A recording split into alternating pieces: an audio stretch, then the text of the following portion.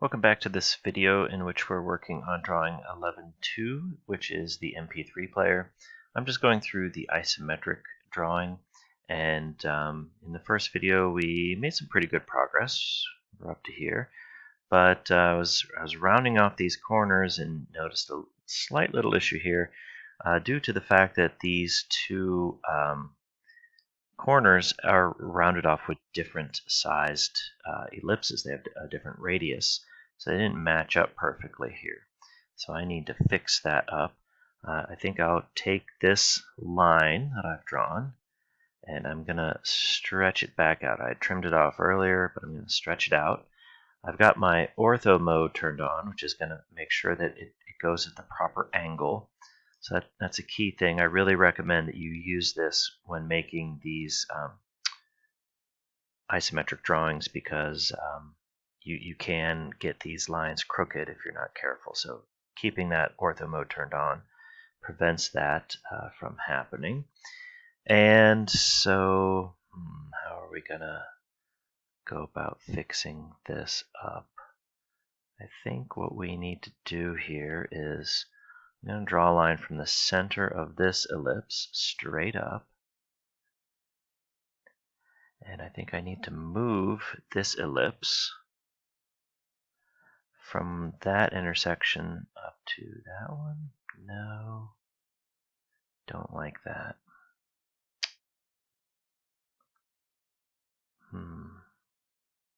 Really, I want these two lines to be tangent to each other. I'm not sure what the best way to do that is. I think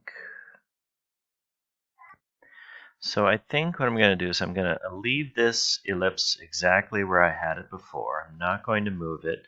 I'm just going to trim off this line so that it ends right on the arc here, or the ellipse, which is about to become an arc because I'm going to trim it off using that line and that line to trim that.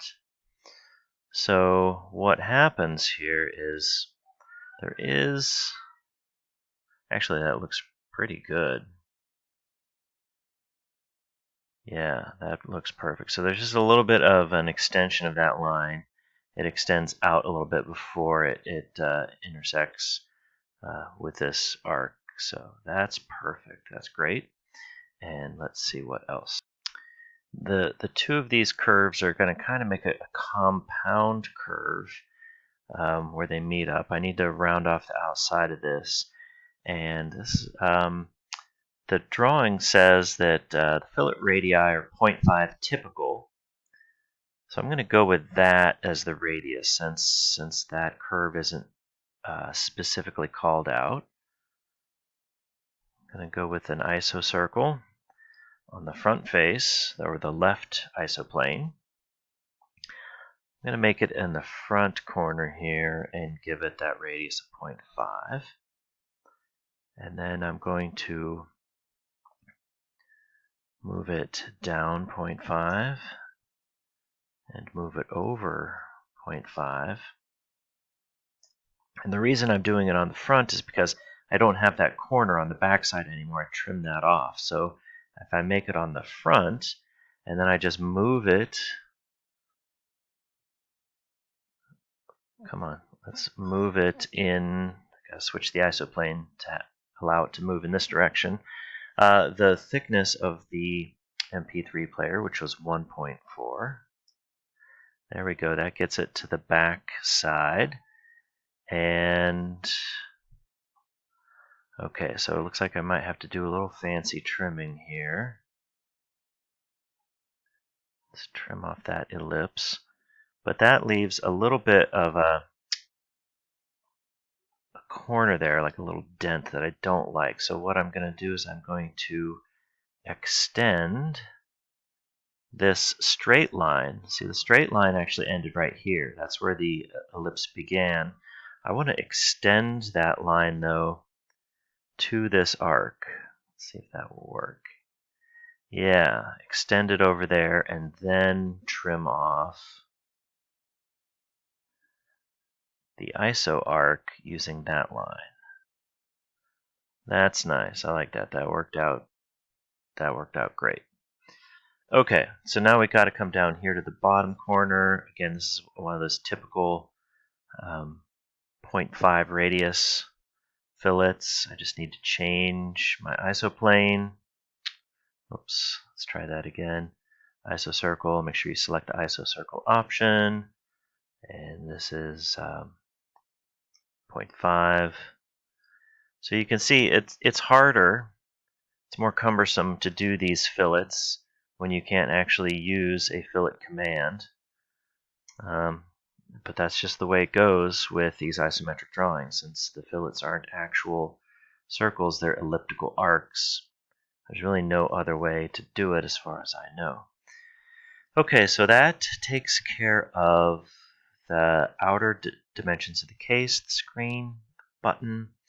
I've got the power switch and the audio jack in the top. Okay, so let's take care of the audio jack. That one should be fairly simple. If we switch our isoplane to the top, let's make an iso circle here that has a diameter of 0.5. And it's 0.82 over from the edge. So I'm going to move this over 0.82. And then I'll move it towards the back, the dimension from the front face to the center of that audio jack is 0.64.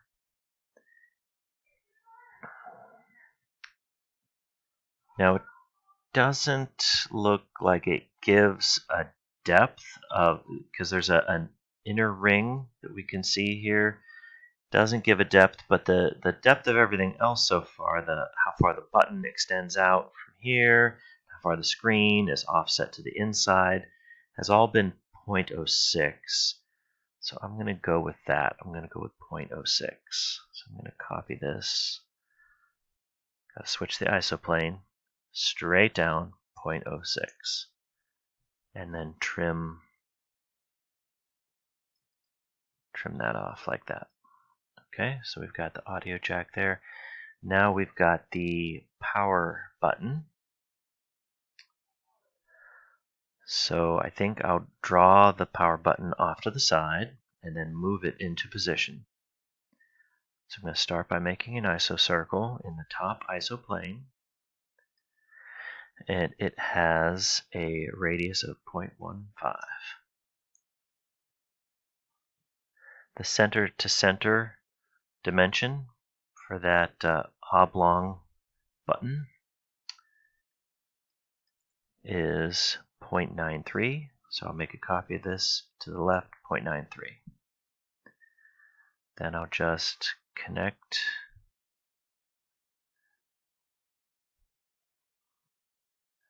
here. What I may need to do is draw the line from center to center and then copy it.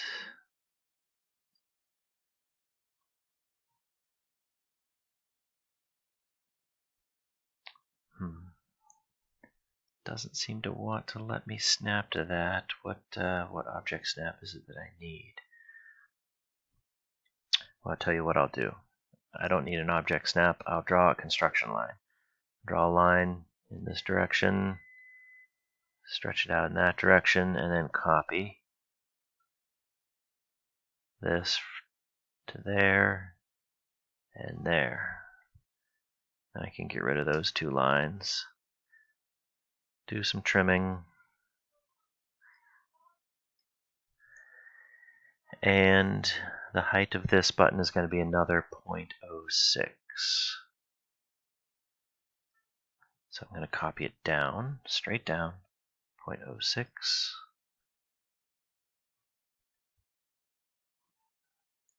Draw a little line there, and then trim.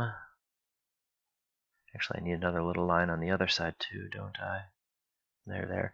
Those are quadrant object snaps I'm using.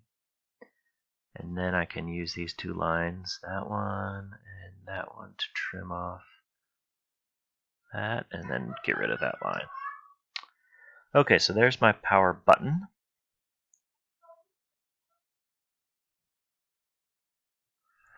And as far as locating its position, its center is going to be, let's just move this from the center of the bottom arc there. I'll move it right onto the corner. Then I need to move it over 0.94. Oops, I caught part of that line there. I don't want to move that line, so I need to be a little more careful in my selection. That I only move what I want, not what I don't want. Change that isoplane, move it to the right, 0.94. And then, actually I'm going to move, switch that isoplane again.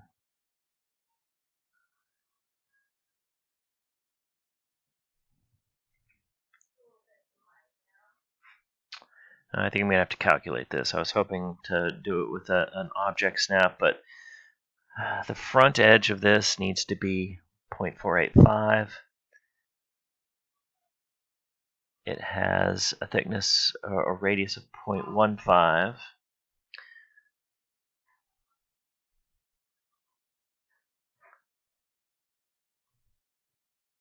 So if I take my 0.485 plus 0.15,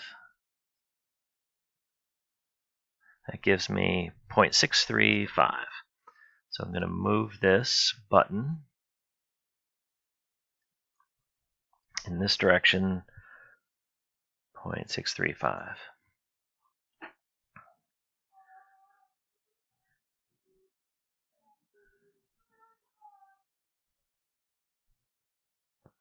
Now, what I just noticed as I looked at this drawing a little bit closer is I think I actually drew the length of this, the button, to what the length of the slot is. The button itself should be a little bit smaller, and I believe here's how it should have been. The button itself, the end of the arc, is right on top of the center of the arc of the slot that it moves back and forth in. So in other words, I think what I want to do is I want to move. Here, I might need some construction lines here to get from the center.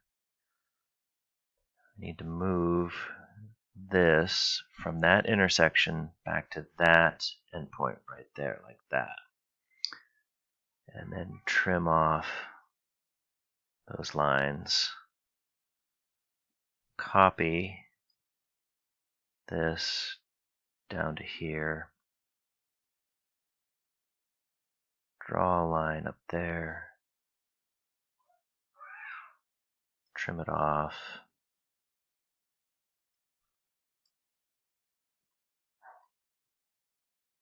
And I can get rid of that line now. Now this arc is a little prematurely trimmed. I tell you what I'll do is I'll draw a line across there, and I think I should be able to use the extend command to extend this arc back to that line. Perfect.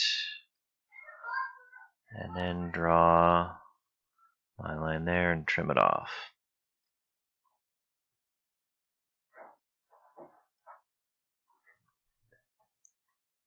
There we go. That looks good. So I've got the power button, the audio jack, and looks like I'm almost up on my time. So I've got a few little details to finish up, and I'll have to do that in the next video.